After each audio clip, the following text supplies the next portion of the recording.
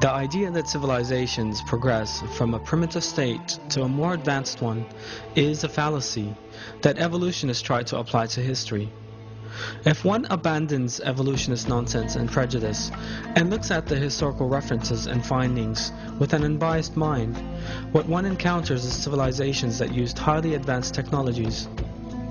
Remains left from ancient Egypt, the Mayans, and the Sumerians indicate the branches of science such as electricity, electrochemistry, electromagnetics, metallurgy, hydrogeology, medicine, chemistry, and physics were used to a considerable extent. Electricity was efficiently generated and widely utilized in ancient Egypt.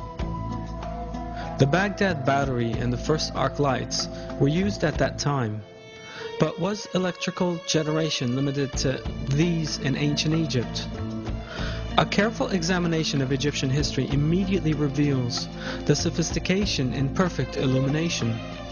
No soot has been found in the corridors of the pyramids or the tombs of the kings, because these areas were lit using electricity.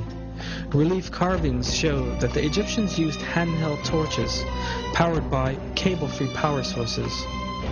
The arc lamp used in the lighthouse of Alexandria is further proof that electricity was used in ancient Egypt. The energy required to power the lighthouse of Alexandria for 24 hours a day could only have been supplied by a regular electrical source. The pyramids of Egypt were giant power plants generating electricity. 1. The outer casing of the Great Pyramid was covered with white tufa limestone, so tightly built that not even a razor blade could fit between the blocks. The white tufa limestone does not contain magnesium and has high insulating properties. This insulation property prevented the electricity inside the pyramid from being released without control. 2. The stone blocks used inside the pyramid were made of another form of limestone, containing crystal and a small amount of metal, which allow for maximum power transmission. The shafts inside the pyramid were lined with granite. Granite is a conductor, is a slightly radioactive substance, and permits the ionization of the air inside these shafts. When we look at an insulated electric cable, we see that conductive and insulation materials are used in the same way as in the pyramids. 3. The conductive and insulating properties of the pyramid are an example of flawless engineering. However, a source of energy is needed for electricity generation. The Giza plateau where the pyramids stand is full of underground water channels. The pyramids rise above the limestone layers, the spaces between them being full of water. These special layers of rock that transmit electricity upward as they carry underground water to the surface are known as aquifers.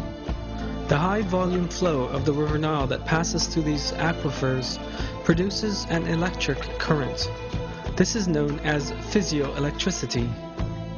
The pyramids' underground chambers are granite conductors built within the rock charged with physioelectricity.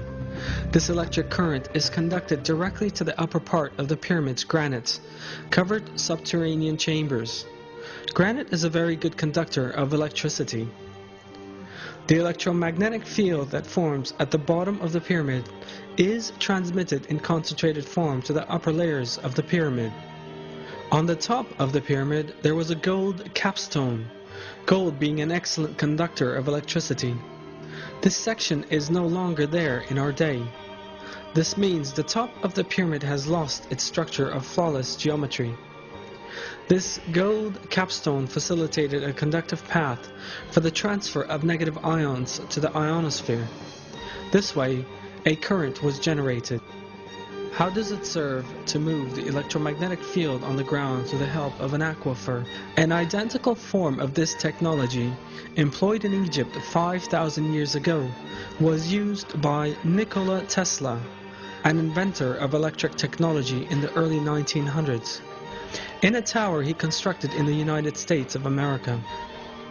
Tesla, the inventor of such fundamental electric technology as the alternating current, electric engine, radio, the laser, and radar, was successful in simultaneously transmitting sound and pictures between continents in the Wardenclyffe Tower he built between. 1901 and 1917. He used an external source of electricity for this, and even applied wireless power transmission technology. Tesla had also built his tower above an aquifer and discharged the negative ions from the aquifer to the tower. The electromagnetic technology used in Tesla's famous tower is identical to the electromagnetic field set up in the construction of the pyramids. Both systems generate negative ions and transmit them without the need for electric cables. So for what purpose did the Egyptians use electricity? Relief carvings clearly show that the Egyptians used handheld bulb-type lamps powered by a cable-free electric source. These bulbs are reminiscent of Nikola Tesla's descriptions to show that his alternating current was safe. At the 1893 Chicago World's Fair, Tesla transmitted alternating electric current through his body to light a bulb he held in his hand without using electric cables. This relief carving shows a wireless antenna. The Egyptians used the antenna and cable-free energy for wireless communication. In the relief on the left is a carved transmitter with a receiver on the left. This evidence indicates that the Egyptians used free wireless energy for communication purposes. This relief carving shows a yarn manufacturing facility. The yarn Egyptians used for their fabrics at that time were as fine as those manufactured by machinery today. The Egyptians also used electric power in their weaving plants. It was seen that many gold objects which have remained from ancient Egypt were in fact very finely gold-plated. Such perfect gold plating as in these pieces requires the use of electricity. The total electromagnetic measurement made around the Great Pyramid is identical to that made during a thunderstorm with lightning. There's a powerful electromagnetic field around the Great Pyramid. This may be observed through a simple experiment when standing at the top of the pyramid with a bottle wrapped in a damp cloth. Sparks fly away from the bottle as if one were on top of a high-voltage bobbin. The pyramids were not used as tombs. The pyramids have always been interpreted as the tombs of the pharaohs, but in fact no inscriptions of any kind appear in the corridors of the Great Pyramid. This suggests a functional building rather than a mausoleum.